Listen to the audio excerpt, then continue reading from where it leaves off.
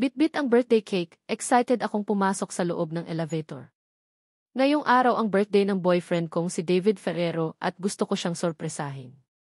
Alam kong malaki ang tampo nito sa akin, kaya ilang linggo na din itong hindi ako dinadalaw.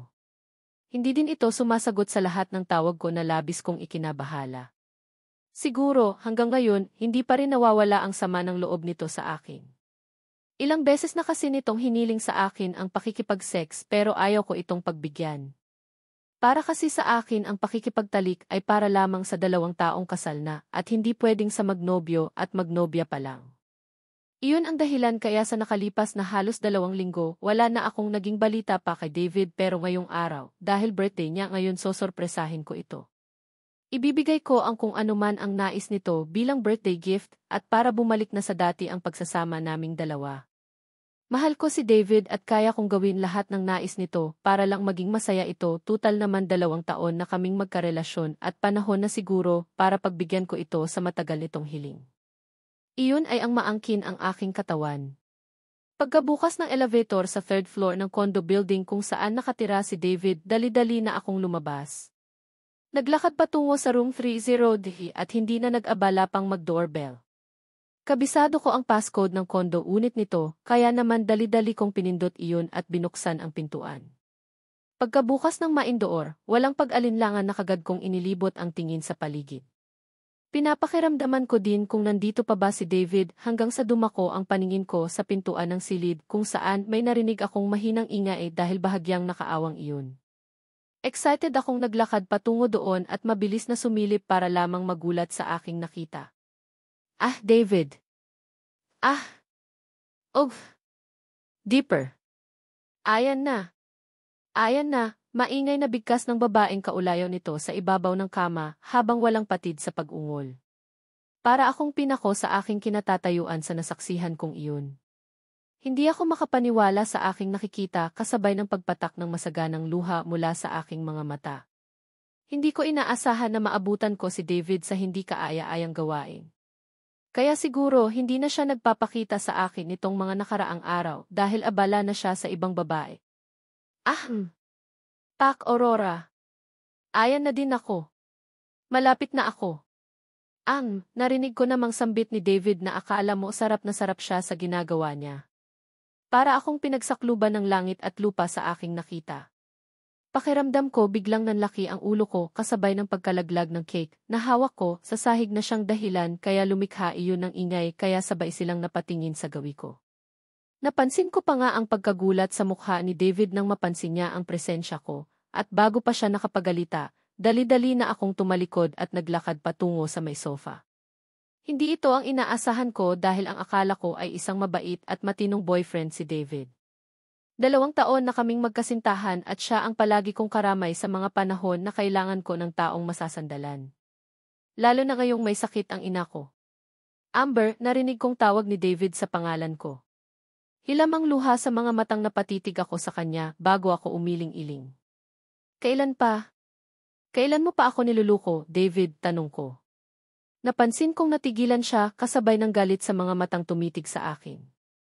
Ano ang iniiyak-iyak mo dyan? Lalaki ako at may mga pangangailangan ako na hindi mo kayang ibigay, seryoso niyang sagot sa akin. Kaagad namang nanlaki ang mga mata ko sa gulat kasabay ng galit na biglang umusbong sa puso ko. Pangangailangan? Niluko mo ako at ikaw pa talagang may ganang manisi sa akin ngayon, galit kong sagot sa kanya. Amber.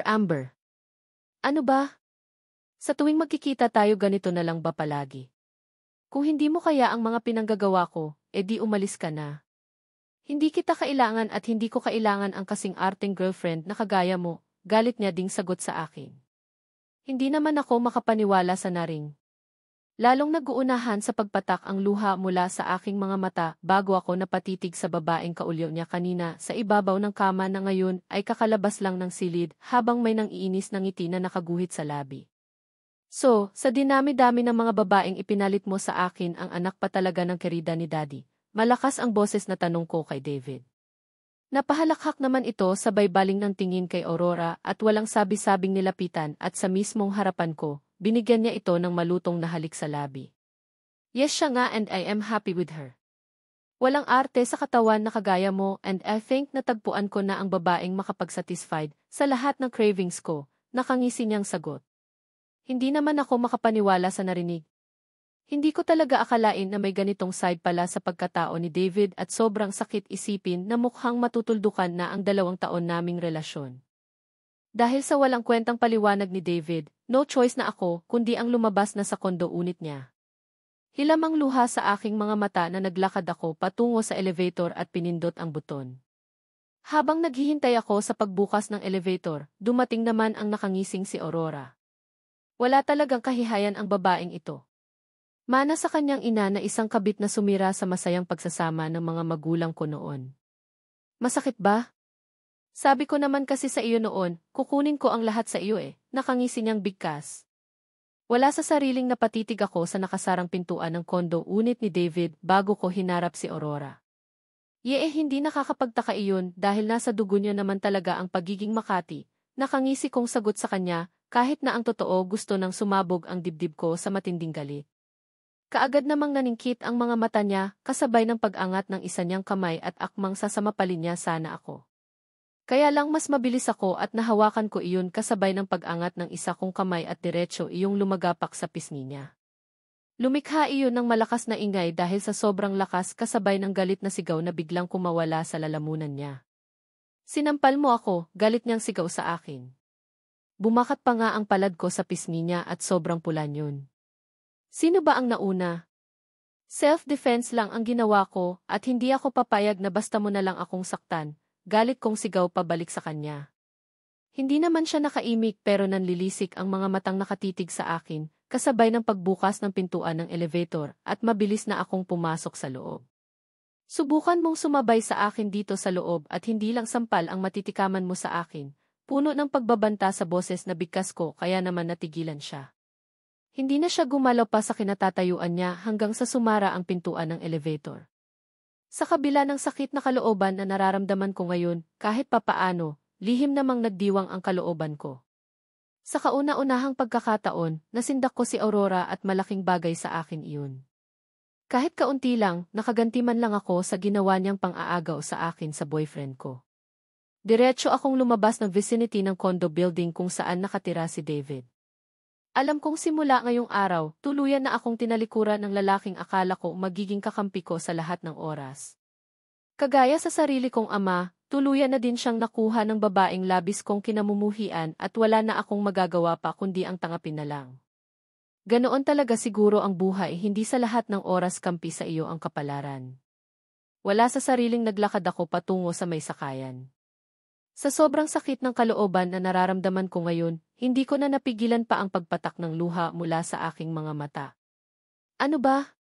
Wala akong payong Bakit ngayon pa umulan, malakas kong bigkas nang maramdaman ko ang pagbuhos ng malakas na ulan. Wala sa sariling napatingala ako sa langit kasabay ng malakas na busina ng sasakyan sa kung saan. Tulala akong napabaling ang tingin doon at kaagad na nanlaki ang mga mata ko sa gulat nang mapansin ko ang sasakyan na parating. Gustuhin ko man umiwas kaya lang parang ipinako naman ang mga paa ko sa aking kinatatayuan. Ipinikit ko na lang ang mga mata ko para hintayin ang pagtama ng sasakyan sa katawan ko, pero laking gulat dahil hindi nangyari iyon, bagkos isang baritonong boses ang bigla na lang nagsalita. Are you crazy? Kung gusto mong mamatay pwede bang huwag kang mamerwesyo ng iba? Galit na bigkas nito. Dahan-dahan kong idinilat ang aking mga mata at hindi ko mapigilan na mapasinghap nang sumalubong sa paningin ko ang seryosong mukha ng isang lalaki. Ang gwapo niya. Impresyon na kaagad na sinisigaw ng utak ko. Mukhang nakakatakot ang kanyang aura dahil matalim ang kanyang mga matang nakatitig sa akin pero ang gwapo niya. Siguro kung hindi lang ako broken-hearted ngayon baka nagka-crush kaagad ako sa kanya Are you done? Seryosong tanong niya sa akin. Ha, sagot ko naman. Hindi ko gets kung ano ang ibig niyang sabihin pero noong napansin kong nagsalubong ang kilay niya doon na ako biglang kinabahan. So sorry po. Sorry, mahina kong bigkas gamit ang nanginginig kong boses. Hindi naman kasi obra kung mangangatwiran ako dahil kasalanan ko. Hindi ko na malaya na nandito pala ako sa gitna ng kalsada at buti na lang talaga at hindi niya ako nabundol. Akmang maglalakad na sana ako paalis nang bigla na naman siyang magsalita. Chief Executive Officer, bakit ka umiiyak? Money. Lack of money, maybe it can help you as long as mag-enjoy ako sa serbisyo mo. Seryoso nitong bigkas na nagpahinto sa aking paghakhang. Naramdaman ko naman ang paglapit niya sa akin, kaya dahan-dahan akong umikot paharap sa kanya, kung saan huling-huli ko siya kung paano niya ako suyuri ng tingin mula ulo hanggang paa. Pervert. Hindi ako bayarang babae kaya tigilan mo ako. Biglang dagsa ang galit sa puso ko, kaya hindi ko mapigilan ang mapasigaw. Imagine, muntik niya na nga akong mabangga, napagkamalan niya pa akong prostitute. Basang-basa ang damit mong kulay puti at kitang-kita ko ang kung anuman ang nasa loob ng damit mong iyan. Willing akong bayaran ka kahit na magkano matikman lang kita just for one night. Garalgal ang boses na bigkas niya na lalong nagpadoble sa init ng ulo na nararamdaman ko ngayon. Gosh, anong klaseng tao siya? Bakit napakabastos niya? Pero wala. Wala akong balak patulan ang kamanyakan niya, kaya walang sabi-sabing mabilis na akong naglakad paalis. Baka kasi kung ano ang maisip niyang gawin sa akin. Isa pa, lalong lumakas ang ulan at basang-basa na ako. Kahit na broken-hearted ako, kailangan kong magpatuloy sa buhay. Hindi uso sa akin ang magmukmok sa isang tabi at umiyak dahil kailangan kong kumilos at magtrabaho. Ano po? Kailangan ng paunang bayad na ₱250,000 para maoperahan si Mommy. Mahinang tanong ko kay Dr. Santiago. Pakiramdam ko para akong pinagsaklubang ng langit at lupa. Ano ba namang buhay ito? Hindi pa nga ako nakakabawi sa hiwalayan naming dalawa ni David, may dagdag isipin na naman ako. Iyon ay ang pera na kakailanganin para sa surgery ni Mommy. Pagka-uwi ko ng bahay kanina, naligo lang ako at nagbihis at diretsyo na ako dito sa hospital para bisitahin si Mommy bago ako papasok sa trabaho. Hindi ko naman inaasahan na inaabangan pala ni Dr. Santiago ang pagdating ko para sabihin sa akin ang kondisyon ni Mommy. Ilang buwan nang delay nag-surgery nito dahil wala nga akong maipon na pera para dito. Hindi ko alam kung saang kamay ng Diyos ko kukunin ang ganoong kalaking halaga dahil ang kinikita ko sa pagwi-waitress sa isang bar ay kulang pa nga sa pang-araw-araw naming pangangailangan at mga gamot. I am sorry Chief Executive Officer Rodriguez. Ikinalulungkot kong sabihin na kapag hindi maisagawa ang surgery ngayon buwan, baka hindi na kayanin ng mommy mo ang sakit at lalo pang malagay sa alanganin ang buhay niya, seryosong wika ni Dos Santiago. Hindi ko natuloy mapigilan pa ang pagpatak ng luha mula sa aking mga mata. Kung hindi sana kami inabandona ni Daddy at nakiapid sa ibang babae, hindi sana ito mangyayari kay Mommy. Hindi sana mapabayaan ang sakit nito. Pagkatapos namin mag-usaping doktor, laglag ang balikat na naglakad ako patungo sa ward para silipin si Mommy. Sa totoo lang, pagod na ako. 21 anyos pa lang ako pero feeling ko pasan ko ang mundo.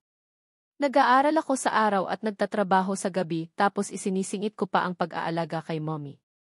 Para na nga akong mababaliw sa sobrang stress. Risa, kumusta si Mommy? Pagdating ko sa ward, nadatnan kong tulog si Mommy at ang kababata kong si Risa ang nakabantay dito. Mabuti na lang talaga at mabait ito at minsan nagpepresenta siya na bantayan ng kahit na 3 oras lang si Mommy dito sa hospital. Pagkatapos niyang kumain, nakatulog din naman kaagad siya. Huwag kang mag-alala Amber, ako na muna ang bahala sa Mommy mo, nakangiti nitong sagot sa akin. Salamat Risa ha. Ang laki na ng utang ko sa iyo. Hayaan mo, makakabawi din ako sa iyo pagdating ng araw, madamdamin kong sagot sa kanya. Ano ka ba? Huwag mong isipin ang tungkol sa bagay na iyan. Magkababata at magkaibigan tayo kaya sino ba naman ang magtutulungan kundi tayo-tayo lang. Sige na, pumasok ka na sa trabaho mo. Ako na muna ang bahala dito. Hihintayin ko ang pagbabalik mo para sabay na tayong umuwi. Pwede naman akong magpuyat ngayon dahil wala naman tayong pasok sa school bukas, nakangiti nitong sagot sa akin. Nagsalamat ulit ako sa kanya bago ako umalis. Nagtatrabaho ako bilang waitress sa isang high-end na bar. Puro mga foreigner at mayayamang tao ang mga customers. Malaki ang tip na natatanggap ko kaya pinagtatyagaan ko. Kahit na masama na ang tingin sa akin ng ilang mga kapitbahay namin sa squatters area kung saan kami ni Mommy ngayon nakatira, ayos lang. Ang importante kumita ako na walang inaagrabyadong tao. Mga bayarang babae lang daw kasi ang nagtatrabaho sa mga bars. Walang mga dignidad at kahiya-hiya. Hindi ko na lang pinansin dahil kailangan ko talaga ng pera ngayon. Si Mommy ang mas priority ko kaysa dignidad na iyan. Mabuti na lang at nakasakay kaagad ako pagdating sa sakayan ng jeep. Hindi din ganoon ka-traffic kaya mabilis akong nakarating sa bar. Diretso akong naglakad papunta sa locker at mabilis na nagpalit ng uniform. Yes, uniform at super XC. Kita ang cleavage pati hita ko. Noong una hindi ko masikmurang isuot pero hindi nagtagal, nasanay din ako. Iyon nga lang, hindi na mabilang kung ilang beses na akong nahipuan ng mga manyakis na customers. Uy Amber, nandito ka na pala. Bilisan mo dahil kanina ka pa hinahanap ni manager, kaagad na wika ng kasamahan kong waitress na si Monique. Nagkukumahog akong inilabas mula sa bag ko ang kikay kit ko para mag-apply ng makeup. Hindi pa naman ako late ah. May 5 minutes pa ako para mag-start ang work ko sagot ko naman. Natawa naman ito at naupo sa isang mataas na upuan at tinitigan ako. Balita ko gipit ka daw ngayon. Gusto mo ba ng racket? Maya-maya tanong ni Monique sa akin. Kaagad naman akong napatitig dito. Racket? Ibig sabihin may offer siya sa akin na trabaho na pwede akong kumita ng malaking pera. Well, ayos din yun. Open ako sa ganoong trabaho ngayon lalo na at broken-hearted ako. Racket? Anong racket? Hindi ba ako lugi dyan? Tanong ko. Natawa ito. No dear. Malaking pera ang involved dito. Let's say, tumataginting na 200,000 pesos ti. Tatawa-tawa nitong sagot. Kaagad na nanlaki ang aking mga mata sa sinabi nito. Gulat ako sa narinig na halaga. What? As in, excited kong tanong. Pakiramdam ko biglang nabuhay ang dugo ko sa mga sandaling ito. Pati yata ang mga mata ko ay nagniningning sa matinding antisipasyon. Bigla ko din nakalimutan na broken-hearted pala ako. Yes. Ganyan kalaki. Siguro naman pasok ka sa requirements na hinahanap nila. Hind na kasi ako pwede kaya sa iyo ko na lang sinabi ito. Nakangiti nitong wika sabay tayo at lumapit sa akin. Teka lang. Anong klaseng trabaho pala iyon? Tanong ko. Hinagod niya ako ng tingin nito mula ulo hanggang baba bago nagsalita. May mayamang lalaki na naghahanap ng babaeng berhin na gusto niyang makatalik. One night stand ba kapalit ng pera na nabanggit ko sa iyo kanina? Gusto mo bang itry? Tanong nito habang may ngiting nakaguhit sa labi. Kaagad na nanlaki ang aking mga mata sa gulat. What? Virgin? Tanong ko. Kaagad itong tumango. Yes, berhin ka pa diba? At nangangailangan ka ng pera para sa pagpapagamot ng mommy mo. Bakit ayaw mong subukan? Tanong nito. Hindi ko mapigilan ang mapalunok ng sarili kong laway. Wala nang oras. Ngayong gabi nila kailangan ang babaeng birhin. Nag-back out ang unang nakasalang at wala silang choice kundi maghanap ng iba, sagot nito. Kung ganon, wala na pala akong time para mag-isip. Malaking pera ang involved at hindi ko alam kung kaya ko bang ipagkaloob ang sarili ko sa isang estranghero kapalit ang pera. Think about it.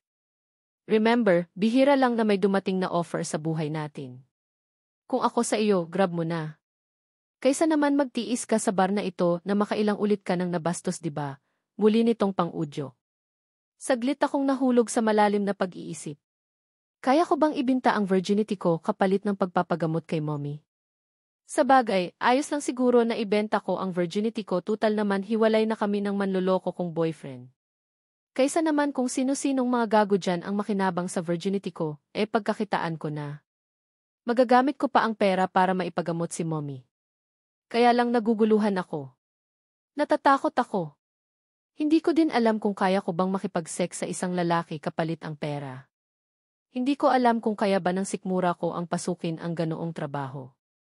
Kung willing lang sana ang walang kwenta kong ama na bigyan ako ng pera para pampagamot ni mommy, wala sana ako sa ganitong sitwasyon. Kailangan kong mapagamot si mommy. Siya na lang ang meron ako ngayon at hindi ko talaga siguro kakayanin kung sakaling may masamang mangyari dito. Okay. Payag ako, sagot ko sa nanginginig na boses. Kaagad naman gumuhit ang matamis na ngiti sa labi ni Monique. Tinitigan ako mula ulo hanggang paa bago tumango. Isang gabi lang, Amber. Pagkatapos nito, kayang-kaya mo nang ipagamot ang mommy mo. Nakangiti nitong sagot at nilapitan ako. Hindi ako nakaimik. 200,000 ang offer at kulang pa iyon sa hinihinging bayad ng hospital para maoperahan na si Mommy. Bahala na. Sabay naming nilisan ni Monique ang bar. Hind na kami nagpaalam sa aming manager. Absent na muna siguro kami or baka pagkatapos ng gabing ito, hindi na muna siguro ako papasok. Magpapahinga na muna siguro ako dahil pagod na din kasi ang katawang lupa ko. Dumaan lang kami sa apartment ni Monique. Pinahiram niya ako ng sexing damit at inayusan pagkatapos may isang sasakyan na sumundo sa amin. Dinala kami sa isang private resort na pag-aari umano ng lalaki na nakabili sa akin ngayong gabi. Yes, nakabili ang term. Masakit man isipin na buong gabi niya akong nabili at pwede niyang gawin lahat ng gusto niya sa katawan ko. Kapalit ng 200,000 pesos. Nakakalungkot pero may pagpipilian pa ba ako? Siyempre, wala na. Nandito na ako wala nang atrasan. Chief Executive Officer Amber Wright. Pagkaakyat mo ng hagdan, unang kwarto left side. Pumasok ka sa loob mahiga sa kama. Hintayin mo ang pagdating ni Master at sundin mo lahat ng gusto niya. Wika ng lalaking sumundo sa akin sa apartment ni Monique. Hindi na sumama si Monique dito sa loob ng villa, kaya naman kahit na natatakot ako pilit kong nilalakasan ang loob ko. Yes sir, sagot ko at halos manginig ang tuhod ko nang nag-umpisa na akong humakbang papasok ng villa. Ito na marahil ang pinakamahabang gabi ng buhay ko. Pakiramdam ko para akong bibitayin ng mga sandaling ito. Ang hirap isipin na nandito ako sa lugar na ito para ibenta ang dangal ko. Mabilis akong nakarating sa second floor ng bahay. Sinunod ko ang instruksyon ng lalaking sumundo sa akin. Pumasok ako sa kwarto at kaagad kong nalanghap ang kakaibang amoy sa loob. Madilim ang paligid at tanging pinaghalong amoy ng yosi at pabango ang nalalanghap ko. Kinakabahan man, wala akong choice kundi pumasok sa loob at kaagad na nahiga sa kama. Hihintayin ko ang lalaking nakabili sa dangal ko. Hindi ko maiwasan ang pagpatak ng luha sa aking mga mata dahil sa nararamdamang lungkot. Aminado ako sa sarili ko na natatakot ako.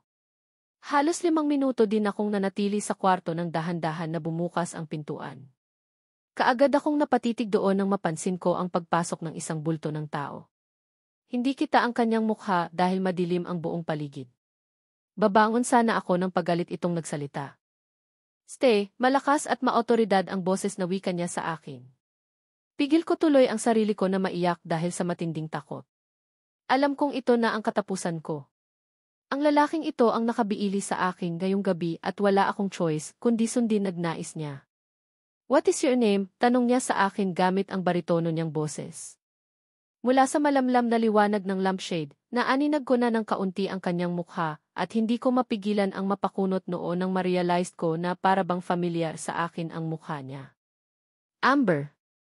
Precious Amber, mahinang sagot ko at pagkatapos noon, parang gusto kong kutusan ang sarili ko dahil sinabi ko sa kanya ang pangalan ko. Pwede namang alias lang lalo na at isang gabi lang naman ang serbisyo ko sa kanya. Precious.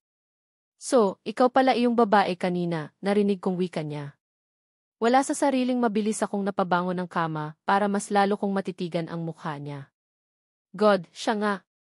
Siya iyong lalaking muntik nang nakabangga sa akin kanina. Small world Precious. Sino ang nag-aakalang ikaw pala ang makakasama ko ngayong gabi? At least hindi na ako gumastos ng malaking pera para hanapin ka. Mahinang bigkas niya kasabay ng pagdampi ng palad niya sa maihita ko. Bigla naman akong nakaramdam ng panlalamig sa buo kong katawan sa ginawa niyang iyon. May kasintahan ako at hindi pa kami dumating sa ganitong punto na hawakan ako sa maihita ko. Hindi ko tuloy alam kung ano ang i-react ko ngayon. Saka, ano ang sabi niya? Gusto niya akong ipahanap? Bakit wala naman akong atraso sa kanya? Muntik niya lang akong nabundol pero wala naman akong ginawang masama para huntingin niya. Hay, lalabas ako dito sa kwarto na hindi na virgin at kailangan kong tangapin iyon. Sana lang talaga kayanin ko ang sakit dahil dinig ko, masakit daw kapag first time. Akin ka ngayong gabi and I hope na mag-enjoy ako sa iyo, muli niyang bigkas. Umakyat ang palad niya pataas sa aking hita hanggang sa makarating iyon sa may garter ng aking panty at hinawakan niya iyon at dahan-dahan na hinila pababa. Hindi ko naman malaman kung ano ang gagawin ko. Parang gusto nang kumawala ang puso ko dahil sa lakas ng kabog noon. Parang gusto ko nang umiyak at pigil ko ang sarili ko na nabigla na lang bumangon ng kama para lisanin ang silid na ito. Parang hindi ko kasi talaga kaya eh. Hey, relax. Sigurista akong tao at gusto ko munang i-check kung talagang birhen ka pa. Garalgal niyang bigkas kasabay ng paghagod ng daliri niya sa hiwa ko. Hindi ko natuloy mapigilan ang pagpatak ng luha mula sa aking mga mata. Medyo masakit kasi and at the same time, sobrang nahihiya ako sa sarili ko. Hindi ako ito eh. Hindi ako maruming babae para maranasan ko ang ganitong bagay mula sa mga kamay niya. Kung may choice lang sana ako, hindi ko talaga ito gagawin. Masyado akong nababastusan sa ginagawa niya sa akin ngayon. Imagine, gusto niya daw i-check kung virgin pa ba ako. Paano? Nasagot lamang ang tanong kong iyon nang maramdaman ko ang dahan-dahan na pagpasok ng daliri niya sa may butas ko. Hindi ko pa nga mapigilan ang mapadaing nang makaramdam ako ng sakit. Umusog pa nga ako paatras para iwasan ang daliri niya dahil masakit nga talaga. Confirm, virgin ka pa nga. Good. Nakangisi niyang bigkas at laking pasalamat ko dahil sa wakas, tinangal niya na ang isang daliri niya sa butas ko. Gosh, baka kasi kapag tinuloy-tuloy niya pa iyon baka mapaiyak na ako sa sakit. Gayunpaman, hindi ko maiwasan na makaramdam ng self-pity. Feeling ko kasi ng mga sandaling ito, napakababa ko na. Kagaya na ako sa ibang mga babae dyan na handang gawin ang lahat para lang sa pera. Pagkatapos niyang i-check kung virgin pa ba ako, napansin kong muli siyang tumayo mula sa pagkakaupo sa kama. Naglakad siya patungo sa may maliit na lamesa at hindi ko mapigilan ang makaramdam ng matinding pagkaalarma nang mapansin ko na naglagay siya ng alak sa 2 kopita na nandun. Pareho niyang binitbit ang kopita at muling naglakad pabalik sa akin at iniabot ang isang kopita na may lamang alak sa akin. Gusto ko sanang tangihan kaya lang noong napansin ko ang matiim niyang pagtitig sa akin, wala na akong choice pa kundi ang tangapin iyon at dahan-dahan na inilapit sa aking bibig. Drink it. Bottoms up, pautos niyang sambit na kaagad ko namang sinunod. Bayad niya ang gabi ko kaya kailangan kong maging masunurin. Mapait na maanghang ang lasa na alak pero kailangan kong ubusin iyon sa isang lagukan lang. Pagkatapos kong maubos, hindi na nakapalagpa nang bigla na lang siyang tumabi sa akin sa ibabaw ng kama habang matiim na nakatitig sa aking mukha. Ready, nakangisi niyang sagot sa akin sabay dampi ng labi niya sa balikat ko. Kakaibang kilbot ang nararamdaman ng puso ko nang gawin niya iyon kasabay ng muling pagpatak ng luha mula sa aking mga mata. Nag-umpisa siyang halikan ako sa aking balikat patungo sa aking leg, kaya hindi ko mapigilan ang mapapitlag. Gusto kong umiwas kaya lang natatakot ako na baka magalit siya. Seth, ang bango mo. Ang sarap mo, mahina niyang bigkas at parang wala lang na bigla niya na lang ibinaba ang strap ng sleeveless dress ko. Sumisigaw ng pagtutol ang isip ko pero nanatili namang nakasarado ang bibig ko. Lelvi, are you crying? Pinilk ba kita? Hindi naman 'di ba? Naramdaman niya marahil ang mahinang hikbi na kumawala sa labi ko kaya natigilan siya. Tiimbagang niya akong tinitigan sa aking mga mata, kaya naman dali-dali akong pinunasan ang luha sa aking mga mata para huwag na siyang magalit. Ginusto ko ito at ano ngayon ang iniyak-iyak ko. Sa lahat ng ayaw ko ay iyong mga babaeng maarte. Nakakawalang gana, malakas ang boses na bigkas niya kaya kaagad kinain ng takot ang buong sistema ko. Kung kanina ay medyo kalmado siya, nagmumukha na siyang isang mabangis na leon sa harapan ko ngayon. May galit sa mga matang nakatitig siya sa akin, kaya naman dali-dali akong napabangon ng kama na lalo yatang nagpainit ng ulo niya. Hubad, malakas ang boses na sigaw niya. Ha, takot kong bigkas. Maghubad ka. Huwag mong kalimutan na binili kita ngayong gabi kaya dapat lang nasulitin mo ang serbisyo mo sa akin, galit niyang bigkas. Labag man sa kalooban, wala akong choice kundi dahan-dahan na hinawakan ang lailayan ng aking dress at dahan-dahan na hinubad iyon. Pigil ko ang sarili ko na muling mapahikbi dahil natatakot akong baka mas lalo siyang magalit sa akin. Pagkatapos kong mahubad ang suot kong dress, kaagad na tumampad sa paningin niya ang aking katawan. Napansin ko pa ang paggalaw ng Adam's apple niya habang hindi inaalis ang pagkakatitig sa akin.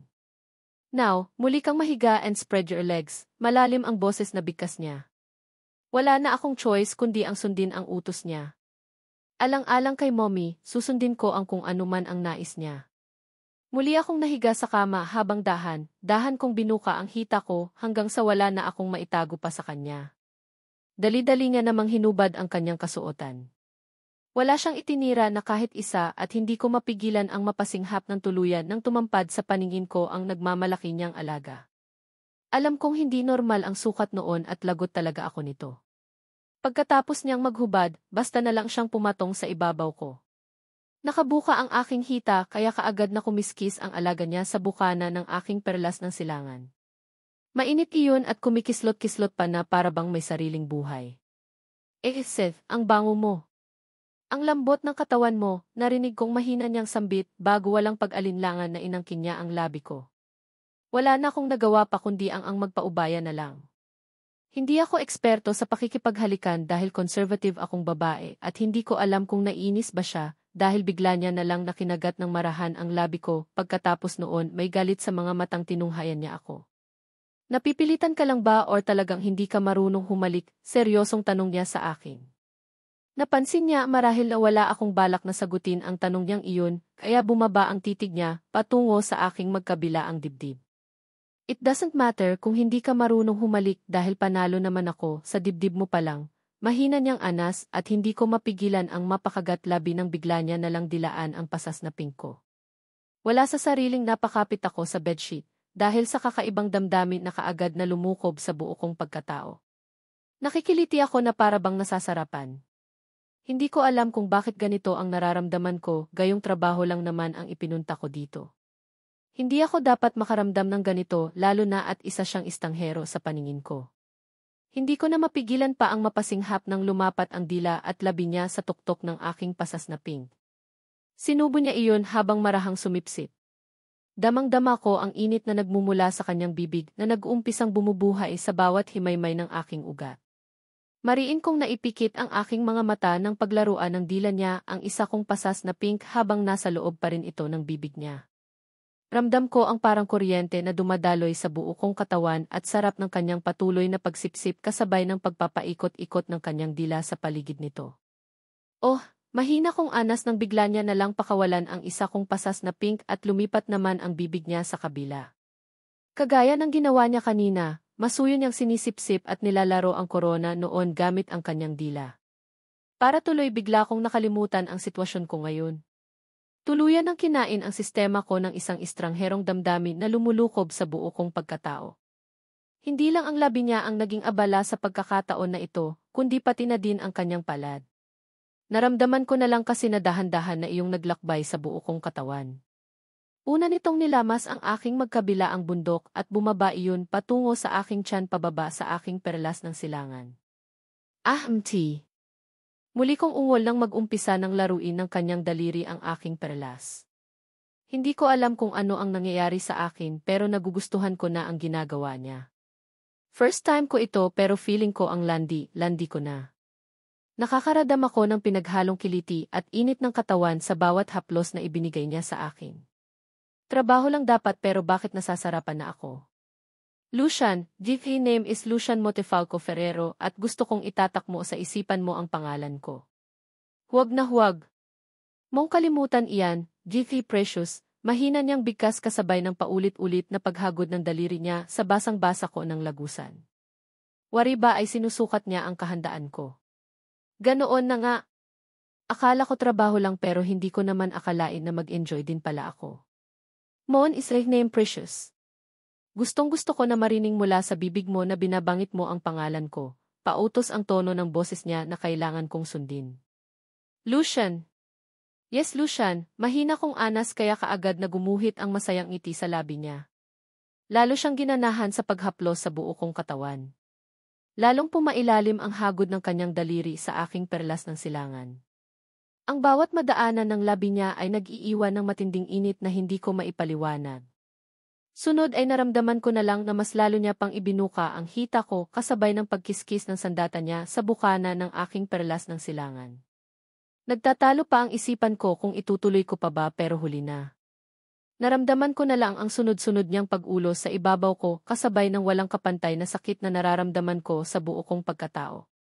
Ramdam ko sa kilos niya ang matinding kagustuhan na maangkin ako ngayong gabi at hindi ko na mapigilan pa ang pagtulo ng luha sa aking mga mata nang maramdaman ko ang mabilis na pagbago ng kanyang naghumindig na alaga sa kaila-ilaliman ng perlas ng silangan ko. para akong binibiyak na hindi ko mawari. Hindi ko na nga mapigilan ang mapadaing ng sunod-sunod siyang umulos. Sa sandali, Lucian. Mamasakit, mahina kong bigkas pero para bang wala siyang narinig. Patuloy siya sa paggalaw sa ibabaw ko na para bang sarap na sarap siya at ako naman itong sobrang hirap na. Napakalaki ng kanya at napakatigas noon. Hindi ko natuloy mapigilan pa na mapakagat-labi para pigilan ang paghikbi na gustong kumawala mula sa lalamunan ko. Ah, Pac Precious. You're so tight. I swear, I'll pack you so hard and starting today, you're mine. Akin ka lang at walang pwedeng magmamay-ari sa iyo, kundi ako lang. Malakas ang boses na bigkas niya na parang siguradong sigurado siya sa sinasabi niya ngayon.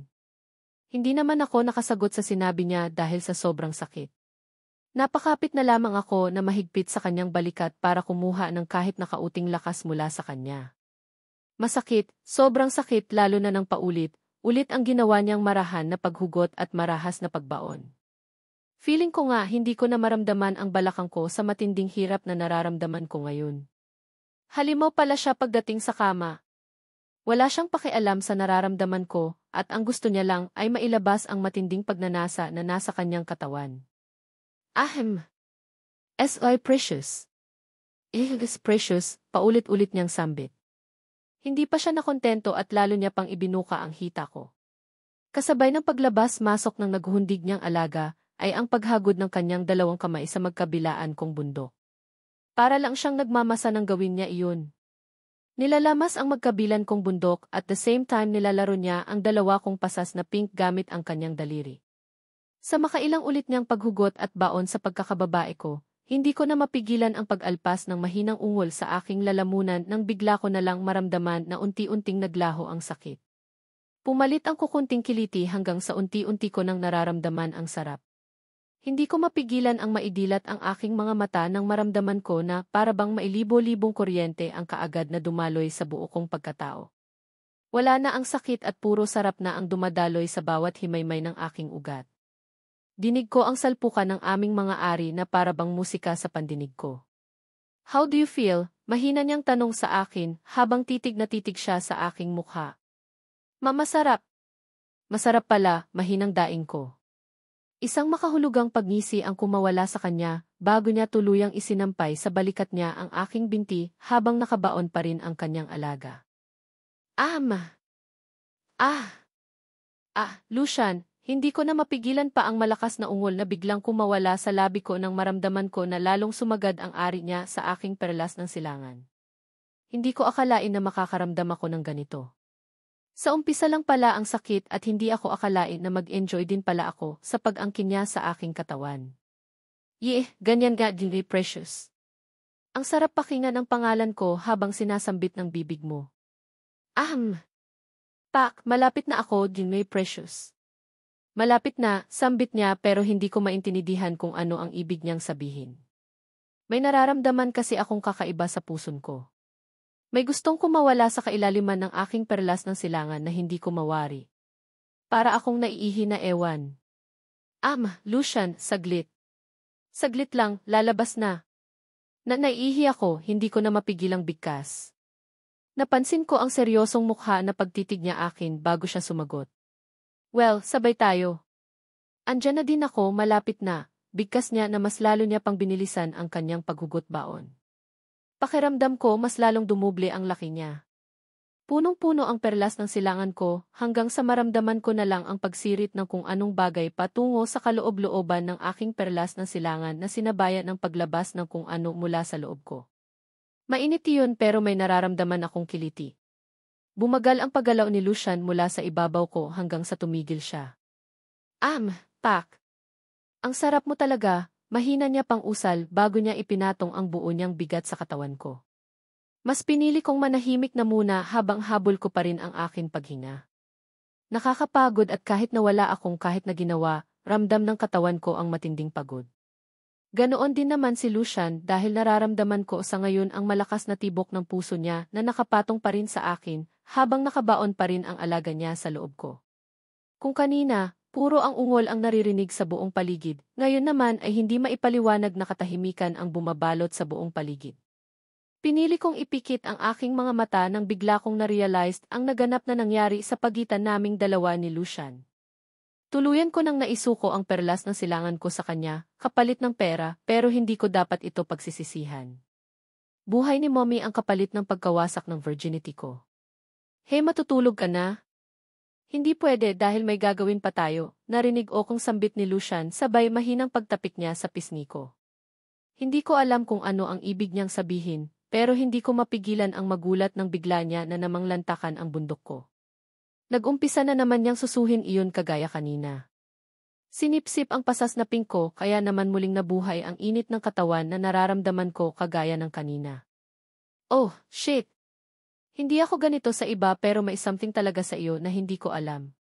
Gusto kitang angkinin ng paulit-ulit, mahina niyang usal at hindi ko mapigilan ang magulat nang maramdaman ko na unti-unti na namang tumitigas ang alaga niya na nakabaon sa akin. Banayad na naman siyang gumalaw sa ibabaw ko hanggang sa nag-umpisa na namang humugot at bumaon ang anakonda niya sa perlas ng silangan ko. Round 2 in my precious. Uubusin ko ang lakas ko sa iyo ngayong gabi at sisiguraduhin ko na hindi ka makakalakad bukas. Lulumpuhin kita, precious, narinig kong sambit niya at hindi niya na ako binigyan ng pagkakataon na makasagot dahil muli niyang inangkin ang labi ko. Wala na akong nagawa pa kundi tangapin ang sinasabi niyang round 2. Alam kong hindi ko siya mapipigilan sa gusto niyang gawin sa katawan ko dahil siya naman ang masusunod eh. Pak! You're mine, precious. Mine, hindi ko na mabilang kung ilang beses ko nang narinig ang katagang iyon mula sa kanyang lalamunan. Patuloy siya sa kanyang pagsagad at sa pangalawang pagkakataon, muli kaming nilabasan. Kagaya kanina, nagpahinga lang siya ng kaunti bago siya muling bumanat. Binuhat niya pa nga ako mula sa pagkakahiga sa kama at dinala sa may sofa para doong ulit ang kinin. Sa round 3 na sinasabi niya, ramdam ko na ang pagod sa aking katawan pero ayaw niya pa rin tumigil. Round 4 ginawa namin sa mismong harap ng salaming bintana, kung saan kitang-kita ko ang malamlam na liwanag na nagmumula sa ilaw sa labas. Tanaw ko din ang malawak ng pulang bahay niya. Habang inaangkin niya ako, may pagkakataon na napapasigaw ako, hindi dahil nasasaktan ako, kundi nasasarapan ako. Bago kami humantong sa round 5, kusa nang bumigay ang katawan ko. Hindi ko alam kung nahimatay ba ako or tuluyang nakatulog dahil sa pagod na aking nararamdaman. Nagising ako kinaumagahan na masakit ang buo kong katawan. Pakiramdam ko, para akong binugbog ng maraming tambay sa kanto dahil kahit na ang pagbangon ko sa kama ay hirap akong gawin. Hindi ko maramdaman ang balakang ko at ngalay din ang likod ko. Wala sa sariling inilibot ko ang tingin sa buong paligid ng silid at nang maalala ko ang nangyari ng nagdaang gabi, hindi ko na napigilan pa ang maluha. Tapos na. Naibenta ko na ang sarili ko sa isang lalaking hindi ko kilala at kailangan ko nang makaalis sa kwartong ito. Wala nang dahilan para magtagal ako sa silid na ito dahil tapos ang serbisyo ko. Kahit nahirap, wala akong choice kundi ang dahan-dahan na bumangon ng kama. Kahit na masakit ang buo kong katawan, hinagilap ko ang damit na suot ko kagabi at isa-isang dinampot. Ang bawat paggalaw ko ay malaking pahirak sa akin. Hindi ko mapigilan ang mapangiwi sa tuwing nararamdaman ko ang sakit sa aking perlas ng silangan. Mataas na ang sikat ng araw at pinoproblema ko din kung isusuot ko pa ba ang sexy na dress na pinahiram ni Monique sa akin kagabi. Ayaw kong magmukhang prostitute na naabutan ng sikat ng araw sa labas, kaya nang makita ko ang isang coat na nakapatong sa sofa, dali-dali kong dinampot iyon. Hihiramin ko muna. Ipapatong ko sa suot kong dress. Para hindi masyadong nakakahiya. Where are you going, precious? Natigil ako sa akmang paglabas ko ng silid nang may biglang nagsalita sa likuran ko. Wala sa sariling napalingon ako at ganoon na lang ang kaba na nararamdaman ko nang tumampad sa paningin ko ang seryosong mukha ng lalaking kaniig ko kagabi. Si Lucian Montefalco Ferrero. Shit, ngayon ko lang lubusang napagmasdan ang mukha niya. Hindi lang pala siya gwapo, kundi super gwapo niya.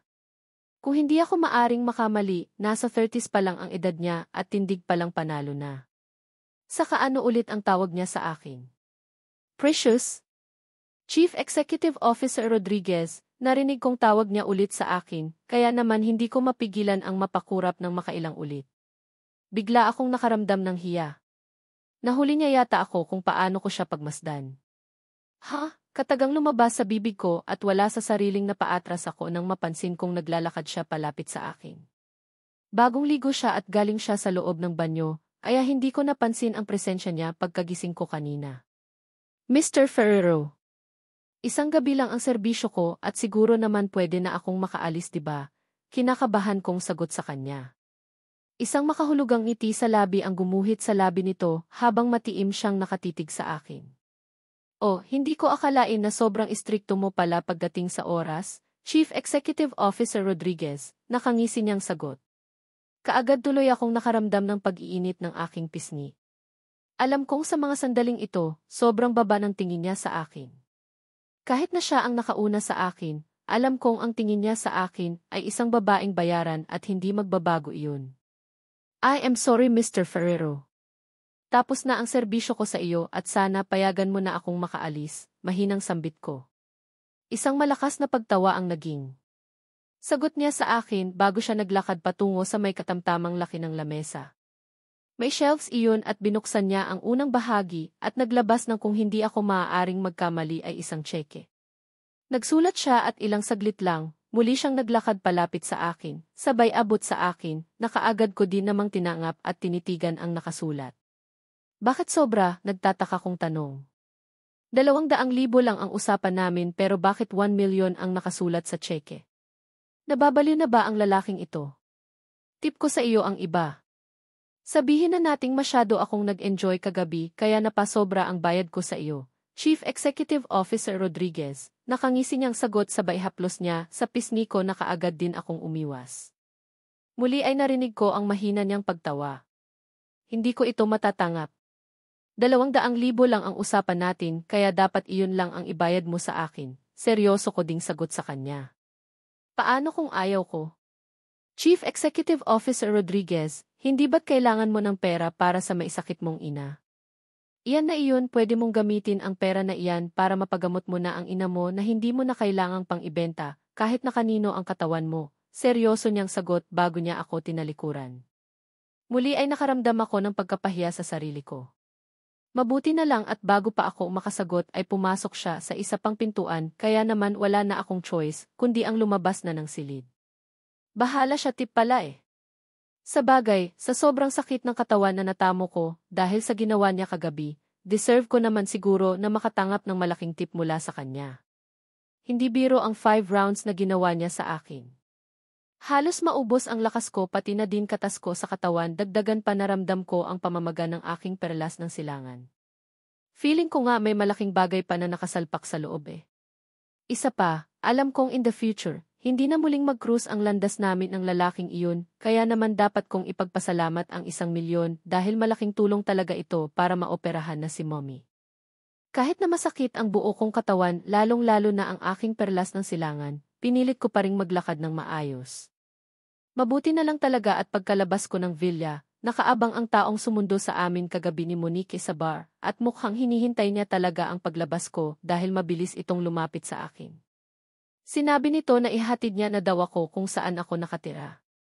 Dahil hindi maayos ang pakiramdam ko, kaagad na din akong pumayag. Walang lugar ang pag-inarte dahil kahit na ang paglalakad hirap ako. Walang hiya-hiya, nagpahatid ako sa gilid ng kalsada malapit sa bukana ng eskinita kung saan ako nakatira. Kaunting lakad na lang ang gugugulin ko at mararating ko na ang bahay kung saan kami nakatira ni Mommy sa loob ng halos 15 taon. Yes, ganoon katagal. Paano ba naman kasi 6 na taon pa lang ako noong pinalayas na kami ng walang hiya kong ama. May ibang babaeng dinala sa bahay namin at kaming tunay niyang pamilya ay bigla na lang tinangalan ng karapatan. Napakawalang kwentang ama, kaya naman hanggang ngayon galit na galit ako sa taong iyon. Kung pwede nga lang maibalik ang kahit na isang patak ng dugo na nagmumula dito gagawin ko eh. Walang kwenta na kahit na makailang ulit na akong nagmakaawa na manghingibong tulong para sa gamutan ni Mommy, deadma siya.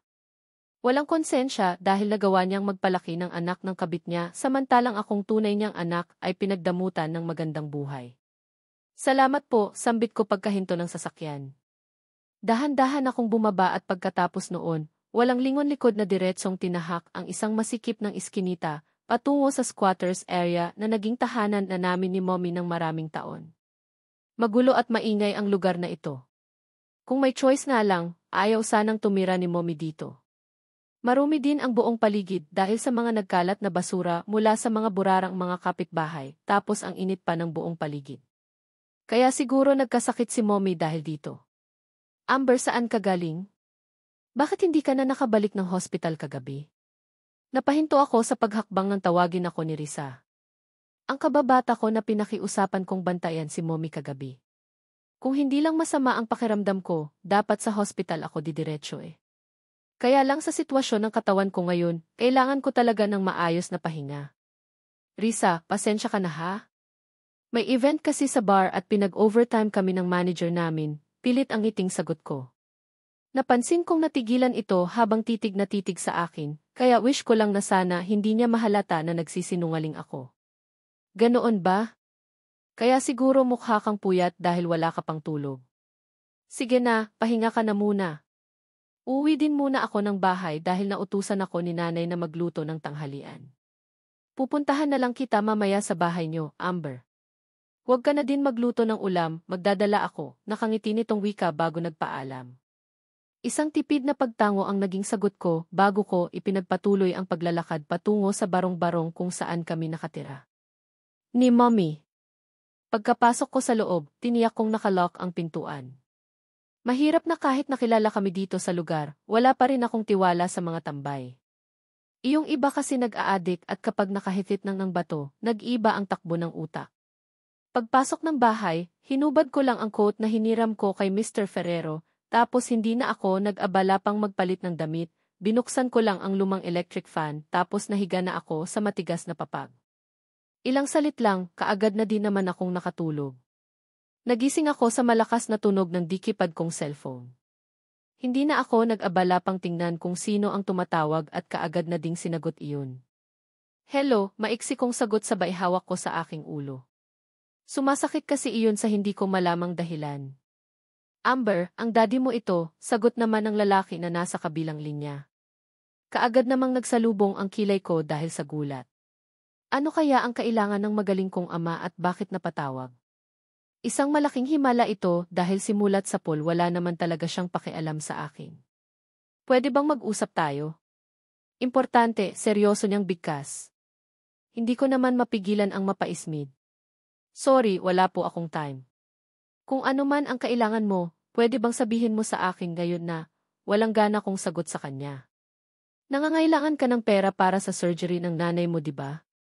Willing akong ibigay iyon pero may mga kondisyon ako, sagot naman ito sa akin. Kaagad na naningkit ang mga mata ko sa galit. Tingnan mo nga naman ang magaling kong ama.